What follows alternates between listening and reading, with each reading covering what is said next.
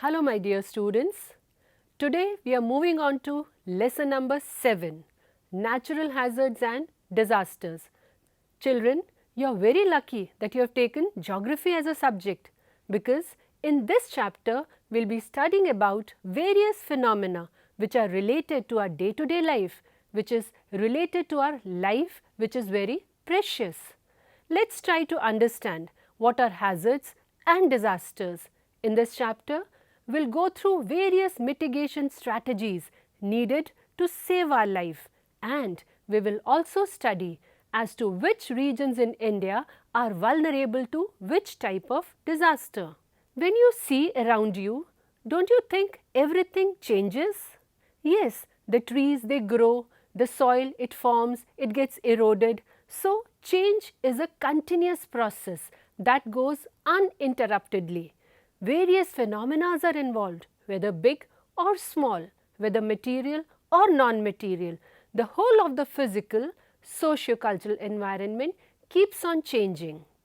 It is a process everywhere which varies in terms of magnitude. Children, try to observe whatever is around you, trees, soil or various other phenomena. You will see that everything changes. Change is a continuous process that goes uninterruptedly. It involves various phenomena, small, big, material, non-material.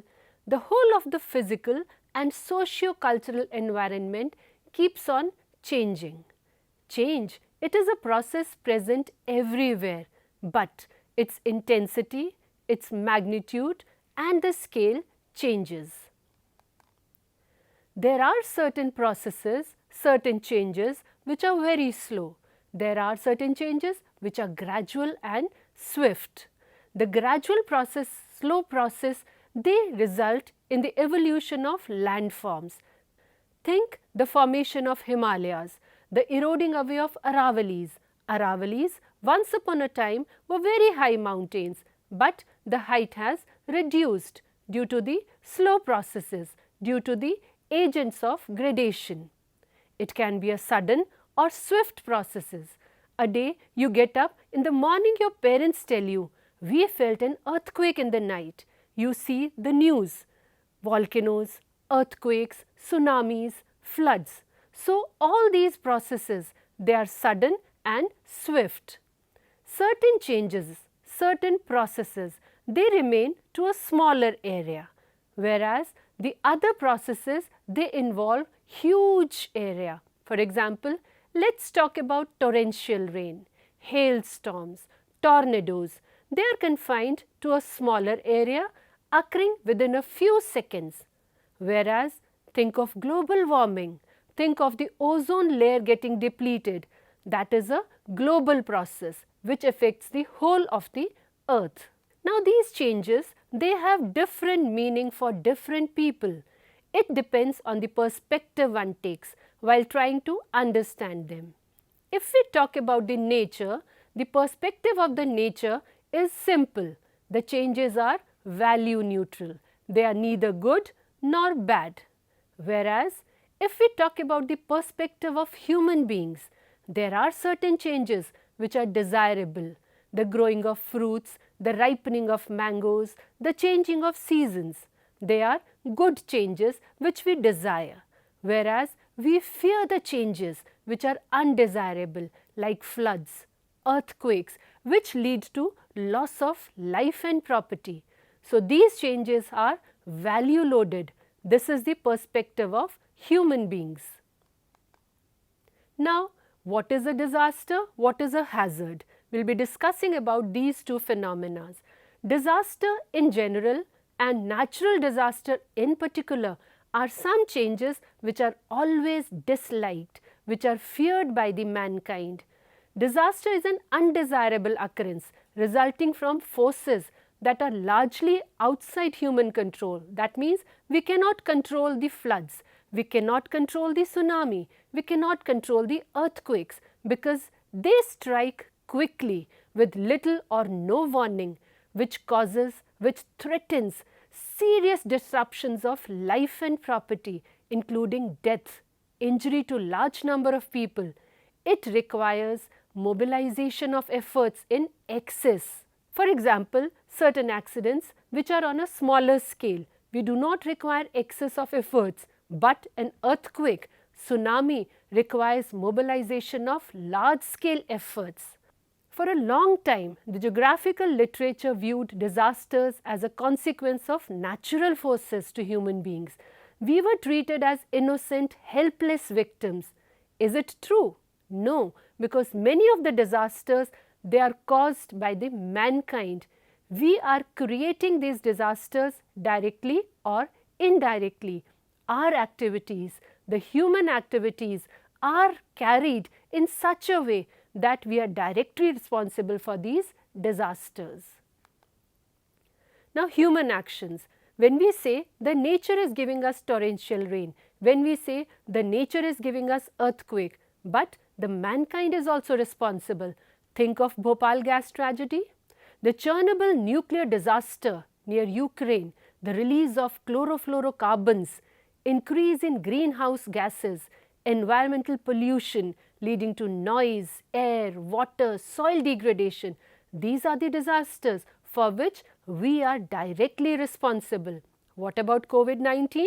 This is a biological disaster created by the mankind, which has taken the name of pandemic and disturbed the whole of the world.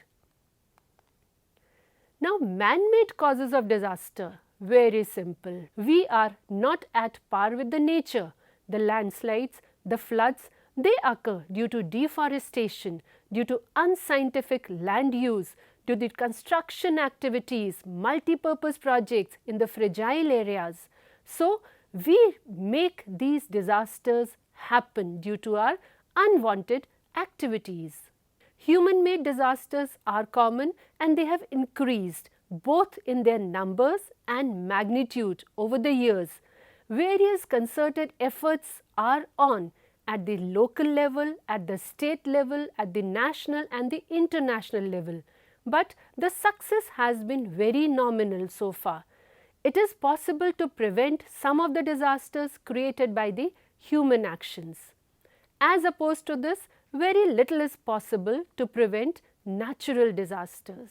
The best way out to is emphasize on natural disaster mitigation and management. In this chapter, we will study about various hazards, various disasters and the institutions who are dealing to make this life more possible, like establishment of National Institute of Disaster Management in India. We had an Earth Summit at Rio de Janeiro, Brazil in 1993. Various conferences are being held so that we can mitigate these natural disasters. Now, what are natural hazards? What are natural disasters? Let's try to understand. For example, when we have torrential rain in any area where people are less, that is an hazard. Whereas the torrential rain where densely populated regions, they lead to loss of life and property. That becomes a disaster. Hazards are elements of circumstances in the natural environment that have the potential to cause harm to the people or the property. That means they have potential. Whereas the natural disasters are relatively sudden. They cause large scale, widespread death, loss of property, disturbance to the social systems and life. So, any event can be classed as disaster when the magnitude of destruction and damage is very high. So, children, you understand? We have hazards. We can prevent these hazards into becoming a disaster. Disasters are generalized experiences of people world over. No two disasters are similar and comparable to each other.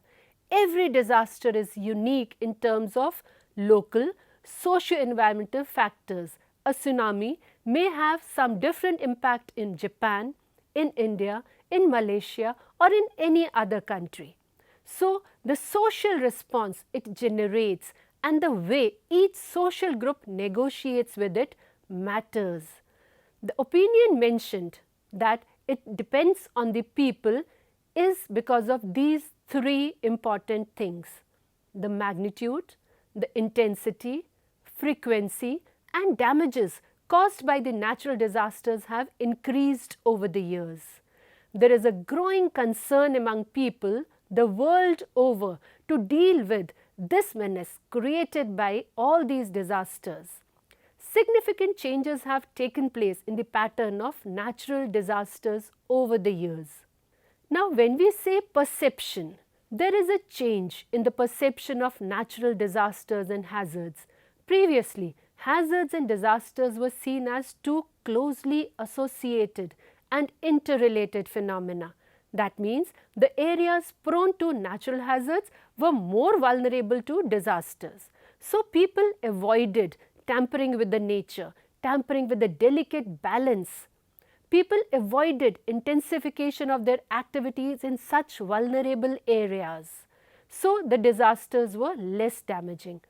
Technological power has given large capacity to human intervention in nature. Now, human beings tend to intensify their activities into disaster-prone areas also. So, what is the result? Therefore, increasing their vulnerability to disasters. Now, human beings tend to intensify their activities into disaster-prone areas. So, the loss of life and property increases. For example, think of the floodplains. The floodplains are the belongings of the rivers, but colonization of the floodplains, development projects on such areas like Mumbai, Chennai, along the coast, touching the shores. So, these are the activities of humans.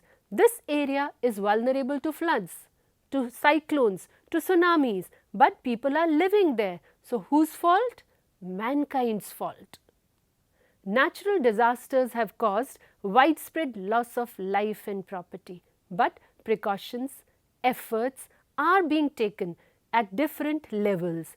It is also being felt that damage caused by the natural disasters have global repercussions that are beyond the means and capabilities of individual nations. Therefore, all the nations are coming together to cope up with all these disasters. This issue was raised in UN General Assembly in 1989. It was finally formulated at the World Conference on Disaster Management at Yokohama, Japan. There is a huge description given in your NCERT book. Kindly go through it. You will find this phenomena, you will find this very important, that yes, the international institutions are also concerned for the life of the people. Now, let's classify these natural disasters into various categories, because we have to face them, we have to live with them. People are becoming aware and various steps have been initiated at different levels to mitigate the effects of disasters. Identification, classification of these disasters is being considered as an effective and scientific step to deal properly, to deal efficiently. Now, let's talk about India. You know, all these chapters we have discussed about the physiographic divisions. We have discussed vast perennial, non-perennial rivers of India. We know the vegetation of India. So, India has diverse physical, socio-cultural attributes. It is largely due to the geographical environment, the diversities that we have. So, its vastness in terms of natural attributes combined with its prolonged colonial past, continuing various forms of social discrimination and also equally large population have enhanced its vulnerability to natural disasters. These are the classification of natural disasters. Disasters can be atmospheric like blizzards, thunderstorms, lightning, tornadoes, whereas they can be terrestrial, which are occurring on the surface of the earth like earthquakes, volcanic eruptions, landslides. Aquatic related to water, floods, tidal waves, ocean currents, storm surge, tsunami. And what about biological? COVID-19 is the latest addition to this, whereas other biological disasters are fungal, bacterial, viral diseases such as bird flu, dengue, etc. Now, these are the top 12 natural disasters since 1948. Children, go through them. Try to see how many deaths took place. So, we need mitigation, we need preparedness to tackle all these disasters at a local level, at the individual level also. Let's talk about earthquake. What is an earthquake? The tremors on the surface of the earth. These tremors can be high, these tremors can be low, but earthquakes are the most unpredictable and highly destructive of all the natural disasters. You cannot predict an earthquake, but you can predict the earthquake prone regions. They are of tectonic origin and have proven to be the most devastating at the areas of influence. These earthquakes, they result from the series of earth movements brought about by a sudden release of energy during the tectonic activities in the earth's crust. As compared to these, the earthquakes associated with volcanic eruption, rockfall, landslides, particularly in the mining areas, impounding of dams, reservoirs have limited area of influence and the scale of damage. Whereas, when we have it from the tectonic movements, the large scale devastation takes place. Now, you know the formation of Indian subcontinent. We have done in lesson number 1, we have done in book number 1 also. The Indian plate is moving at a speed of 1 centimeter per year towards the north and the northeastern direction, and this movement of plates is largely constantly obstructed by Eurasian plate from the north. So, as a result, both the plates are said to be locked with each other, resulting in accumulation of energy. Excessive accumulation of energy results in building up of stress, which ultimately leads to the breaking up of the rocks and sudden release of energy, which causes earthquakes in the Himalayan region. See the diagram, see the slide shown to you, how the movement of the plates is taking place, leading to the combination of energy. Now, National Geophysical Laboratory, Geological Survey of India, various other departments, they have identified 5 major earthquake zones. See the map given here? Along with the key, along with the legend, you can see we have 5 different zones. Very high damage risk zone, high damage risk zone, moderate damage risk zone, low damage risk zone and very low damage risk zone. Let's try to identify the regions which fall into these different categories. Very high and high damage risk zone. If you see the key, if you see the color, the northeastern states, areas to the north of Darbhanga, Araria, along the Indo-Nepal border in Bihar, Uttaranchal, western Himachal Pradesh, Kashmir Valley in the Himalayan region and the Kutch in Gujarat, they are prone to very high and high damage risk zone. Whereas, there is a slight difference between very high and high. In the high damage risk zone, the remaining parts of Jammu and Kashmir, Himachal Pradesh, northern parts of Punjab, eastern parts of Haryana, Delhi, western Uttar Pradesh and northern Bihar, they fall. Children, wherever you live in India, try to identify in which zone are you in and plan the mitigation strategies accordingly. Now, some of the most vulnerable states are Jammu and Kashmir, Himachal Pradesh, Uttaranchal, Sikkim, particularly Darjeeling and the subdivisions of West Bengal and all the 7 states of the northeast. Apart from these regions, the central western part, particularly Gujarat, Maharashtra, they have also experienced some severe earthquakes. Now, can't we say that this is the most stable zone of India, the peninsular plateau?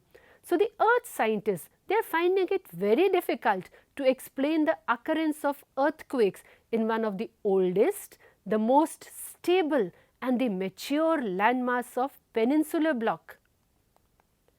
Recently, some earth scientists have come up with a theory of emergence of a fault line and energy built up along the fault line represented the river Bhima, Krishna near Latur, Osmanabad in Maharashtra, and the possible breaking down of the Indian plate. That means these are also zones which are vulnerable, prone to earthquakes. These are the regions low damage risk zone. Remaining parts of the country fall under moderate to very low damage risk zone. Most of the areas that can be considered safe are far from the stable landmass covered under the Deccan Plateau. Now, when we have earthquakes, do you think only loss of life and property? There are socio-environmental consequences of the earthquake. The idea of earthquake, and you can visualize broken buildings, falling of houses, changing the pace of the rivers, too many cracks on the roads, breaking up of the gas pipelines, these are all leading to loss. It becomes a calamity when it strikes the areas of high density of population. Can you think of the Gujarat region where many people became homeless?